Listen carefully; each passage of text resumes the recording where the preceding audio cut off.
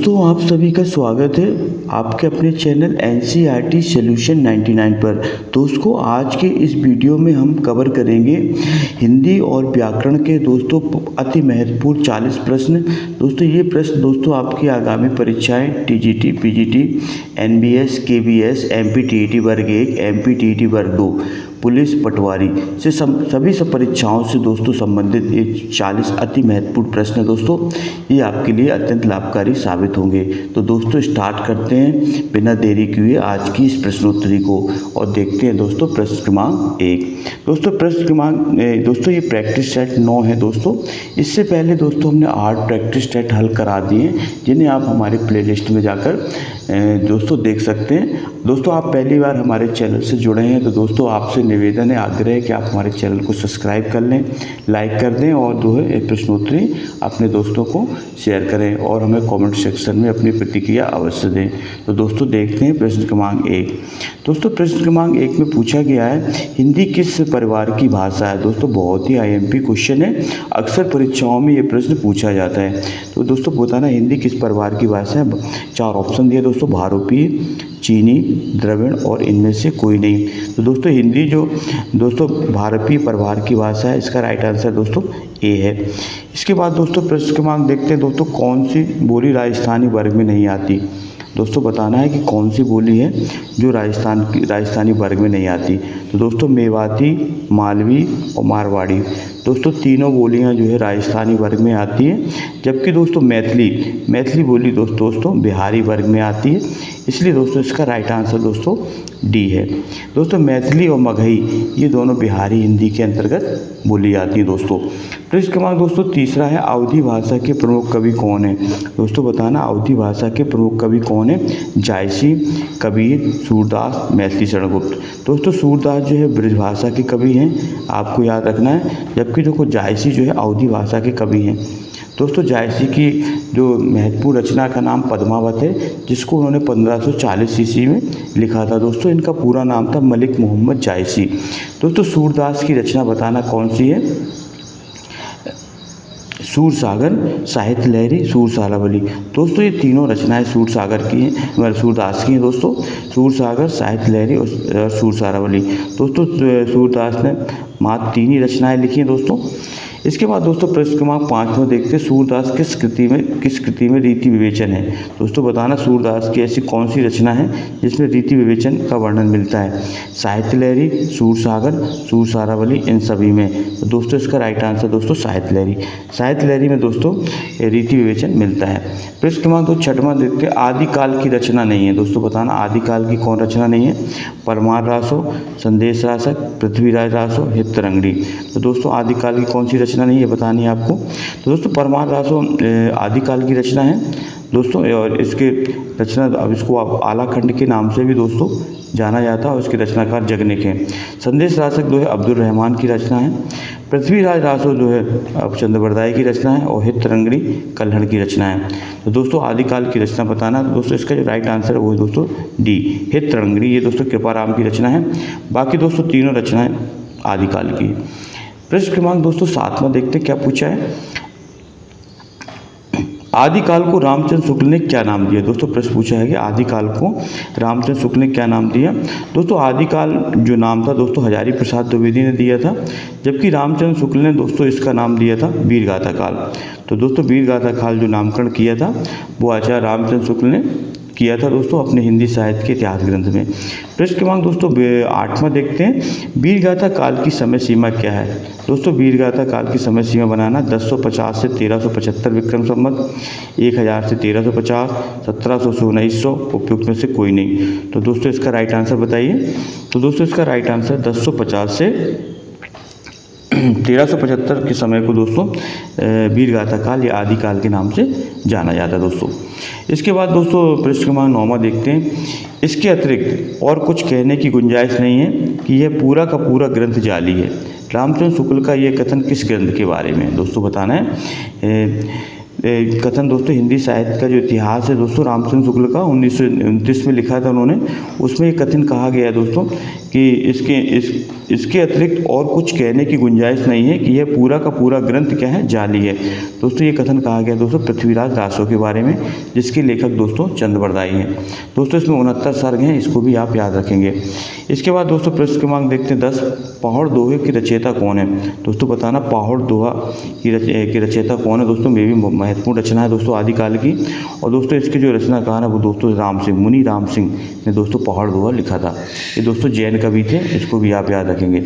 मुल्ला दाऊद की कृति कौन सी। दोस्तों बताना प्रश्न क्रमांक 11, मुल्ला दाऊद की रचना बताना दोस्तों चंदायन, पद्मावत, अनुराग वासरी और मधुमालती। तो दोस्तों जो मुल्ला दाऊद की रचना थी दोस्तों वो थी चंदायन। इसका राइट आंसर दोस्तों ए है चंदायन। दोस्तों पद्मावत जो है मलिक मोहम्मद जायसी की रचना है। अनुराग वासरी दोस्तों नूर मोहम्मद की रचना है। और मधुमालती दोस्तों मंजन की रचना है। इसके बाद दोस्तों प्रश्न क्रमांक 12 देखते हैं, कुतवन की रचना बताना। दोस्तों कुतवन की कौन सी रचना है। प्रश्न क्रमांक 12 देखते हैं। दोस्तों 4 ऑप्शन दिए, हंसावली, मृगावती, आखिरी कलाम और हंस जवाहर। तो दोस्तों इसका जो राइट आंसर है दोस्तों वो है मृगावती की रचनाकार दोस्तों कुतुबन है। और इसकी रचना दोस्तों 1503 ईस्वी में की गई थी। हंसावली दोस्तों असायद की रचना है। आखिरी कलाम और में दोस्तों क़यामत का वर्णन है। और इसकी रचना दोस्तों मलिक मोहम्मद जायसी की है। और हंस जवाहर दोस्तों कासिम शाही की रचना है। तो दोस्तों इस तरह जो है महत्वपूर्ण रचना है, ये इनसे प्रश्न दोस्तों बनता ही है, इसलिए आप इनको अच्छी तरह से याद कर लें दोस्तों। इसके बाद दोस्तों प्रश्न क्रमांक 13 देखते हैं दोस्तों। प्रश्न क्रमांक 13 पूछा गया, पद्मावत में राजा रत्नसेन को किसका पृथ्वी माना जाता है। दोस्तों पद्मावत दोस्तों एक मलिक मोहम्मद जायसी का एक महाकाव्य है दोस्तों, जो अवधी भाषा में लिखा गया है। इसमें बताना दोस्तों राजा रतनसेन को किसका प्रतीक माना गया है। मन का, शरीर का, शैतान का, बुद्धि का। तो दोस्तों प्रश्न क्रमांक 13 का राइट आंसर है दोस्तों वो है ए, मन का। दोस्तों रत्नसेन को मन का प्रतीक माना गया है। प्रश्न क्रमांक दोस्तों 14 देखते हैं, इन रचना काल को आरोही क्रम में लिखिए। दोस्तों रचनाएं दी हैं, इनको आरोही क्रम में लिखना है। इसका दोस्तों पहले ऑप्शन दिए चंदायन, मृगावती, पद्मावत, मधुमालती, पद्मावत, मृगावती, चंदायन, मधुमालती, चंदायन, मृगावती, पद्मावत, मृगावती, चंदायन, मधुमालती और पद्मावत। तो दोस्तों जो उपयुक्त रचनाएं दी हैं दोस्तों, इनमें जो सबसे पहली रचना थी दोस्तों वो थी चंदायन की रचना का दोस्तों 1379 में लिखी गई थी। मृगावती दोस्तों 1501 या 1503 के लगभग है। पद्मावत दोस्तों 1540 है और मधुमालती दोस्तों 1545। तो दोस्तों रचना काल के अनुसार पहली रचना दोस्तों चंदायन आती है। और दोस्तों इसके रचनाकार थे मुल्ला दाऊद। तो दोस्तों इसका राइट आंसर दोस्तों ए है। प्रश्न क्रमांक दोस्तों 15 देखते हैं, कौन सा कांड रामचरितमानस में नहीं है। बालकांड, अरण्यकांड, उत्तरकांड, लवकुश कांड। तो दोस्तों बालकांड, अरण्यकांड, उत्तरकांड तीनों दोस्तों रामचरितमानस में हैं, जबकि लवकुश कांड दोस्तों शामिल नहीं किया जाता रामचरितमानस में। दोस्तों इसमें दोस्तों 7 कांड ही माने जाते हैं।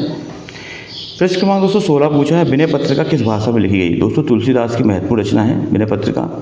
और दोस्तों बताना किस भाषा में लिखी गई। अवधी, ब्रजभाषा, खड़ी बोली और भोजपुरी। दोस्तों ब्रजभाषा में लिखी गई थी विनय पत्रिका। इसके बाद दोस्तों प्रश्न क्रमांक 17 देखते हैं। 17 में क्या पूछा गया। 17 पूछा कवितावली में प्रयुक्त छंद कौन सा है। कवित्व, सवैया, हरिगीत का कवित्व और सवैया दोनों। दोस्तों कवितावली जो महत्वपूर्ण रचना है दोस्तों, ये गोस्वामी तुलसीदास की महत्वपूर्ण रचना है। इसमें बताना कौन से छंद का प्रयोग किया है। तो दोस्तों कवितावली में जिस छंद का प्रयोग किया दोस्तों वो कवित्व एवं सवैया। तुलसी ने प्रेम का आदर्श किसे माना। तुलसी ने प्रेम का आदर्श किसे माना दोस्तों बताना है। चातक को, मछली को, हिरण को, मोर को। दोस्तों प्रश्न 18 का राइट आंसर बताइए। तो दोस्तों इसका तुलसी ने जो है जो प्रेम का आदर्श माना दोस्तों वो माना चातक दोस्तों पक्षी है। तुलसी के राम की कौन सी विशेषता है। दोस्तों बताना तुलसी के जो राम थे उनकी कौन सी विशेषता। शक्ति के भंडार थे, सौंदर्य की सागर थे, अत्यंत शीलवान थे और डी है दोस्तों ये सभी। तो दोस्तों इसका राइट आंसर बताइए। तो दोस्तों तुलसी के जो राम थे उनमें तीनों विशेषताएं थी, इसलिए दोस्तों इसका राइट आंसर दोस्तों डी है। इसके बाद 20 में देखते कौन सी रचना तुलसी की नहीं है। दोस्तों बताना है राम लला न छू, बरवे रामायण, दोहावली और राधा सतसई। तो तो दोस्तों रामलला छू, बरवे रामायण और दोहाबली तीनों रचनाएं दोस्तों तुलसीदास की हैं, जबकि राधा सस्सई तुलसीदास की रचना नहीं है। पृष्ठ क्रमांक दोस्तों 21वां देते हैं, इनमें से रीति काल की कवि नहीं है। मतीराम, घनानंद, बोधा और रसकान। तो दोस्तों बताना इनमें कौन से ऐसे कवि हैं जो रीति काल के नहीं हैं। तो दोस्तों इसका राइट आंसर बताइए आप। तो दोस्तों इसके राइट आंसर बोधा। बोधा जो है दोस्तों रीति काल के कवि नहीं है। दोस्तों इनका वास्तविक नाम था बुद्धिसेन। पृष्ठ क्रमांक दोस्तों 22 में देखते हैं, कृष्ण भक्ति धारा के कवियों में कौन से नहीं गिने जाते हैं दोस्तों। हित हरिवंश, नंददास, नरोत्तम दास और चतुर्भुदास। दोस्तों नंददास, चतुर्भुदास और दोस्तों हेत हरिवंश दोस्तों तीनों जो है भक्ति धारा के कवि हैं, जबकि दोस्तों नरोत्तम दास इन्होंने दोस्तों जो है कृष्ण चरित्र जो दोस्तों नरोत्तम दास द्वारा लिखा गया दोस्तों सुदामा चरित्र एक महत्वपूर्ण काव्य है दोस्तों, इसके लेखक सुदामा चरित्र हैं। तो कृष्ण भक्ति धारा के कवियों में नहीं थे दोस्तों, वो थे नरोत्तम दास। इसका राइट आंसर दोस्तों सी है।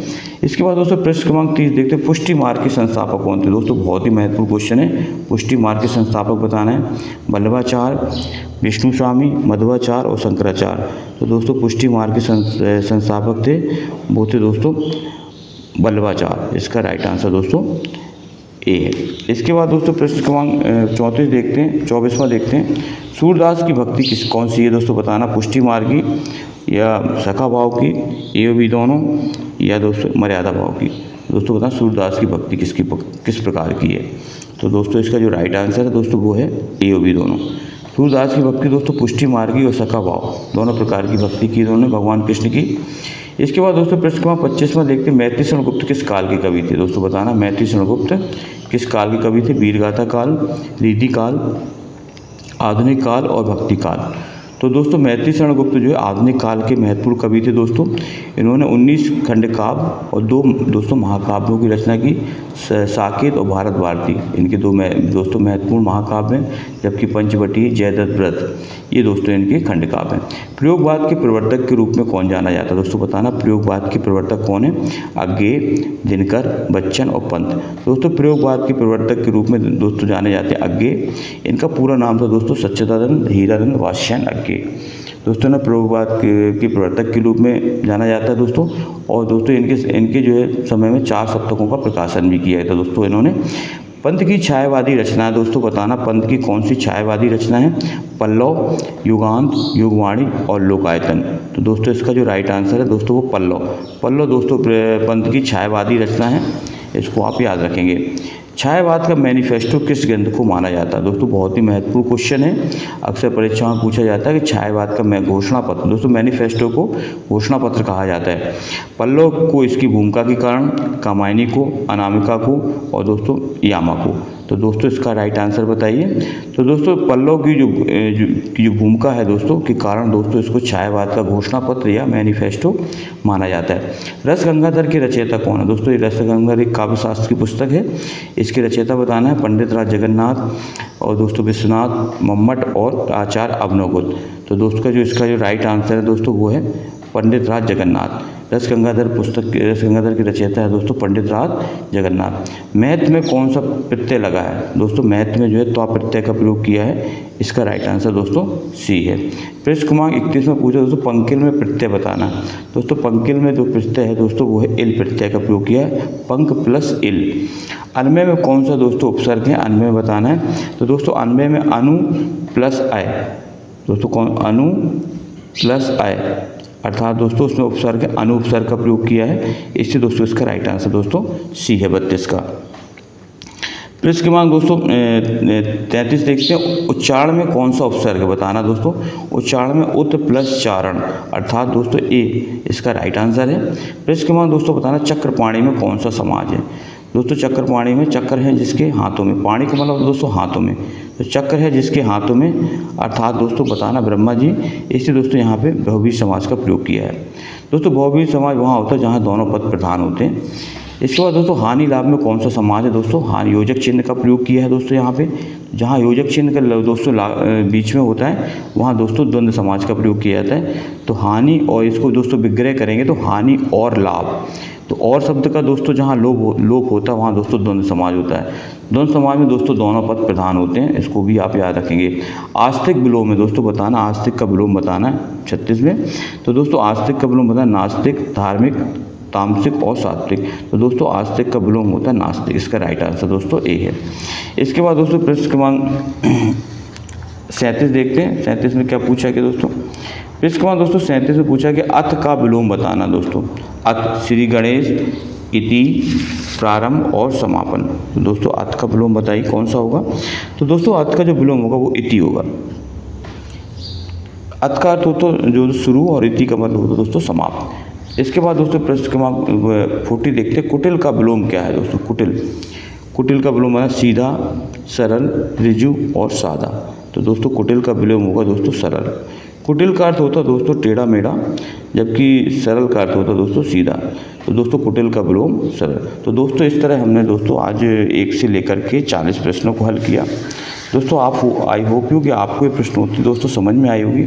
दोस्तों आप प्लीज़ हमारे चैनल को दोस्तों सब्सक्राइब करें, आप अपना सपोर्ट इसी तरह दोस्तों बनाए रहें।